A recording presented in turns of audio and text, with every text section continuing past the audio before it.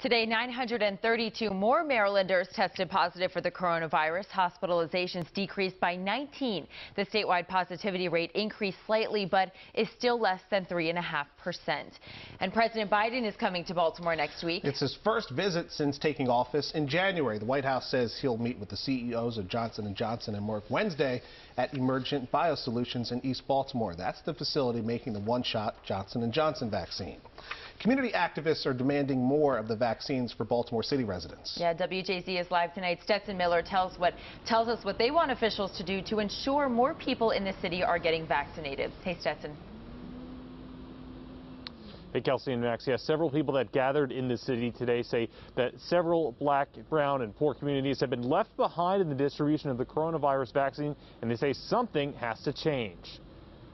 They're making the vaccine right in our city, and we can't even get vaccine. Community leaders are outraged about the distribution of the coronavirus vaccine and say many minority and poor communities are not able to access it. In the last year, the life expectancy for black people has dropped a full 2.7 years due to COVID. The group, called the Baltimore Saving Lives campaign, is hoping to highlight the disparity in vaccine distribution. They say vulnerable people in Baltimore communities don't have the transportation or access to get to vaccination sites. The group says many don't have the means to schedule appointments either. They say go on the computer. This is public housing. Not everybody has a computer. City data shows just under 38% of the people getting vaccinated at sites in Baltimore are from the city.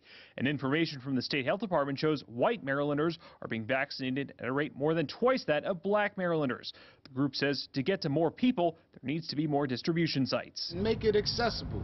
Why not use the drugstores or the community centers or the churches in the neighborhoods to give the vaccine to people? On Thursday, Governor Hogan announced a new plan that will oversee distribution. We are announcing the very first vaccine equity operations plan of any state in America to further address health disparities and the issue of equity.